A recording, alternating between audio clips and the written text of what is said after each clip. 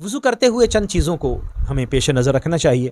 آج کے خاص طور پر دور میں ہم بعض اوقات وضو کر رہے ہوتے ہیں اور ہمارے ساتھ دوست اور بھی بیٹھے وضو کر رہے ہوتے ہیں۔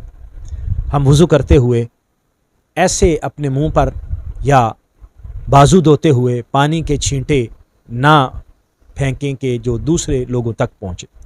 بعض اوقات ہم پانی پکڑ کے زیادہ تیزی کے ساتھ اپنے منہ پر مارتے ہیں جس سے پانی کے چھینٹے دوسرے شخص تک بھی پہنچتے ہیں۔ یہ ایک ناپسندیدہ عمل ہے، اس لیے احتیاط کیجیے۔ کلی کرتے ہوئے، ناک صاف کرتے ہوئے احتیاط کیجیے تاکہ ہمارے ان اعمال سے لوگوں کو تکلیف نہ پہنچے۔ وضو کرتے ہوئے حتی الوسع ہمیں احتیاط کرنی چاہیے، پانی کم استعمال کرنا چاہیے۔ عام طور پر ایسا ہوتا ہے کہ ہم وضو کرتے ہوئے ٹوٹی کو زیادہ کھول دیتے ہیں اور ہم جب مثلا منہ دھو رہے ہیں تو منہ دھو کر ہم منہ کو مل رہے ہیں اور پانی ضائع ہو رہا ہے، تو اس لیے پانی تھوڑا استعمال کرنا چاہیے تاکہ پانی بھی ضائع نہ ہو اور ہمارا وضو بھی ہو جائے۔ وضو کو ترتیب کے ساتھ کرنا یہ سنت، اور وضو کو پے در پے کرنا بھی سنت ہے۔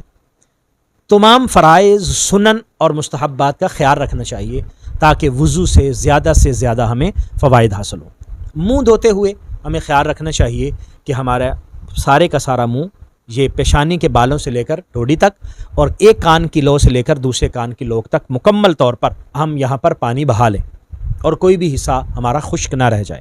اسی طرح جو داڑھی والے احباب ہیں ان کے لیے ضروری ہے کہ وہ اس کا خیال رکھیں۔ اگر تو داڑھی ہلکی ہے، ہلکی داڑھی کا مطلب یہ ہوتا ہے کہ بال تھوڑے تھوڑے ہیں اور اس سے ہماری یہ جلد نظر آ رہی ہے، تو پھر مکمل طور پر نیچے تک پانی پہنچانا ضروری ہے۔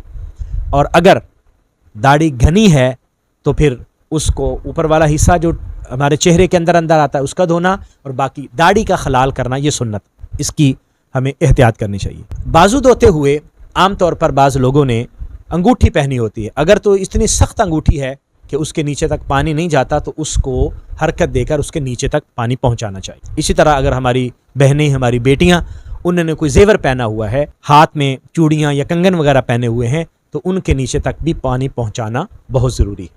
بعض اوقات ہاتھ کے اوپر خواتین نے نیل پالش وغیرہ لگائی ہوتی ہے، تو یاد رکھیے جو ناخن کے اوپر پالش وغیرہ لگی ہوگی یا جسم کے کوئی بھی حصہ جس کا دھونا ضروری ہے، اگر اس کے نیچے تک پانی نہیں پہنچے گا تو ہمارا وضو نہیں ہوگا۔ اس کے نیچے تک پانی پہنچانا ضروری ہے، اس لیے نیل پالش وغیرہ کو اتار کے اس کے نیچے تک ہمارا پانی پہنچانا ضروری ہے۔ اور کونی کو اچھی طرح ہمیں دھونا چاہیے۔ بعض اوقات ہم جلدی کرتے ہوئے کوہنی کو نہیں دھو پاتے اور وہ خشک رہ جاتی ہے جس سے وضو نہیں ہوتا۔ چوتھائی حصے سر کا مسح کرنا یہ فرض ہے اور پورے سر کا مسح کرنا یہ سنت ہے۔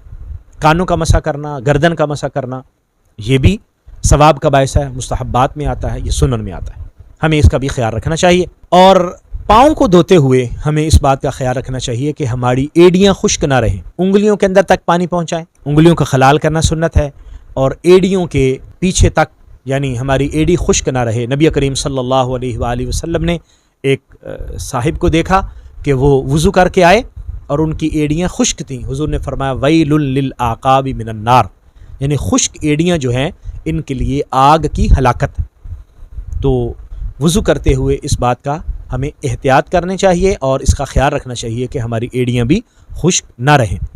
وضو کو بہت پرسکون طریقے سے اور احتیاط کے ساتھ کیجیے۔ اگر وضو کی دعائیں یاد ہوں تو وضو کرتے ہوئے ان کو پڑھنا یہ زیادہ اجر اور ثواب کا باعث ہوگا۔ وضو